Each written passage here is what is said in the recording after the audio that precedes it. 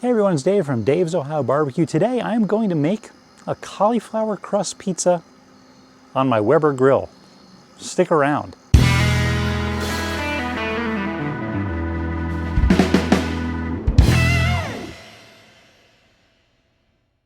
So if you've seen any of my other videos, I've been doing a couple of keto recipes recently. That's that low carb diet where you don't eat grain, you try to stay away from sugar. And one of the big things that people use to substitute is cauliflower. I've done cauliflower Spanish rice on my channel. I've done cauliflower mac and cheese. I'm running out of ways to use cauliflower, but for this one I'm going to try a cauliflower crust pizza. There's a couple tricks to this to really get it to work better than others have. And we'll get to that in a minute. You're going to want to start though with one large head of cauliflower. Chop off the florets, obviously you don't want the stalk part.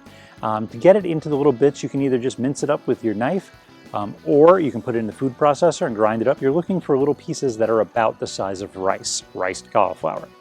Now I use these pre-made bags, these pre-chopped bags from Costco, and luckily enough, they're about 4 cups of cauliflower in it, which is about how much you should be able to get out of a large head of cauliflower. First key to this thing is you got to pre-cook the cauliflower rice.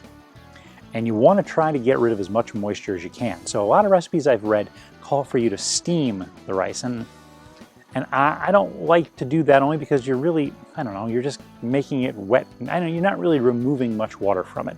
So what I do is I take this bag of cauliflower, I'm going to put it in a big skillet with a little bit of olive oil, and I'm going to cook it down there. So that's the first key, is I like to cook it in an open skillet. That way any steam, anything like that can just, go away, trying to get moisture out of that cauliflower.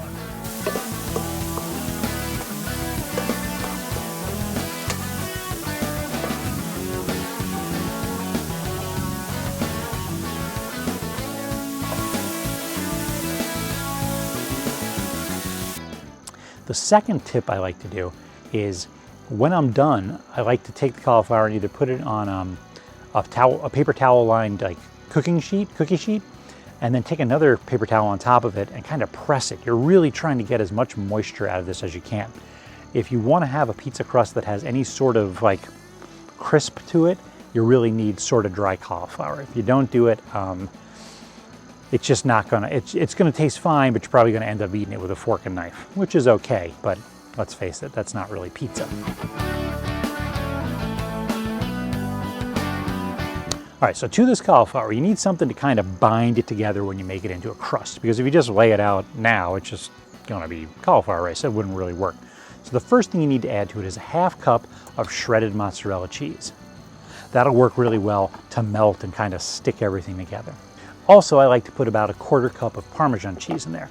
That doesn't really melt and stick as well, but it does add a nice saltiness to the crust, which is nice. It gives it that nice Italian saltiness flavor that you're looking for. You also need some herbs in there. I like to do a ½ teaspoon of dried oregano. I like to do a ½ teaspoon of kosher salt. And then I like to add about a ¼ teaspoon of garlic powder. Again, these are just traditional Italian seasonings. Gives this crust a really nice, flavor to start with.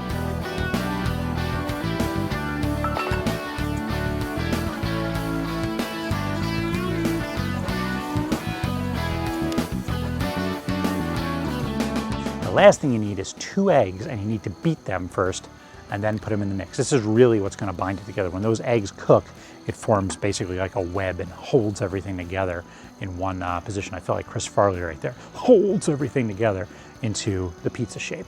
So this much cauliflower mixture is going to make a 14-inch pizza. So the way I like to do it is I took a piece of parchment paper. You're going to roll this out on parchment paper. And on the parchment paper, I took a lid from a pot I have that's 14 inches wide, and I traced a circle. And then I flipped the parchment paper over because I really don't want to put the crust on the pencil mark. Flip it over, and using that, I can see it obviously through parchment paper because it's parchment paper. I roll out the dough until it gets a nice even circle, and I can push in the edges and get it to be really tight.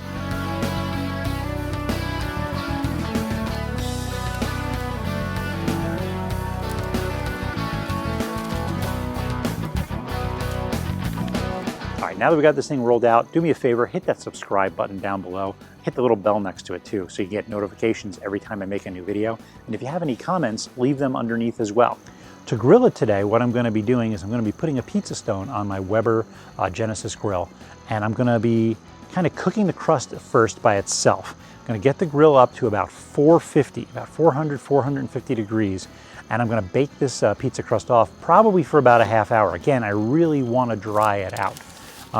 You could go 20 minutes, but you're going to have a soft crust if you do that. So half hour minimum at, I was pushing closer to 450 on this.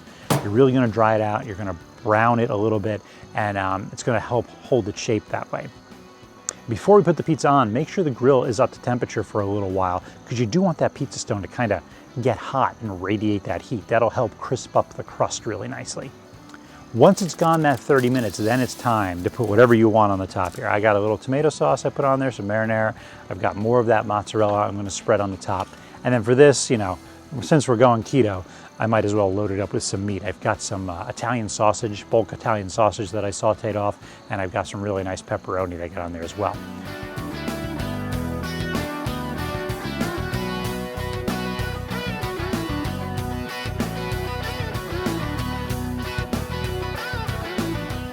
Get it all covered on there. It's still on the parchment paper, so it's kind of easy to maneuver. Put it back on that pizza stone at 450 degrees. It's going to be another 15 minutes or so. You really want it to brown up. You really want the top to get bubbly. If you get the 15 minutes and it doesn't look like, the edges are brown of the pizza, or the cheese has got it, it's starting to get brown and really melty, leave it on there longer. The longer it sits there and cooks and dries out, the better this will be. And there you have it. That is the way you can make cauliflower crust pizza at home. Again, I know I'm doing this recipe on my Weber Genesis. You don't need to do it on Weber Genesis. You can do it on a charcoal grill if you can keep a steady temperature. You can do this in the oven. You can do it on a pellet smoker, whatever. You don't even really need the pizza stone, although I feel the pizza stone does help crisp up the bottom of the crust first. So does this taste exactly like a pizza that you pick up from some Italian restaurant? No, not at all. It doesn't really taste like cauliflower though. It has a nice Italian flavor to it maybe.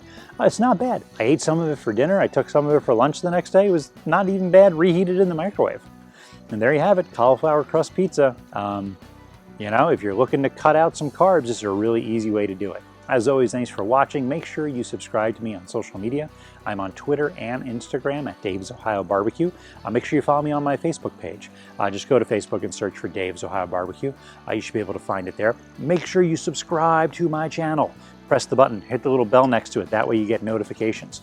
And also leave a comment. If there's something you want me to try, I may be willing to do it. As always, thanks for watching. I'll see you next time.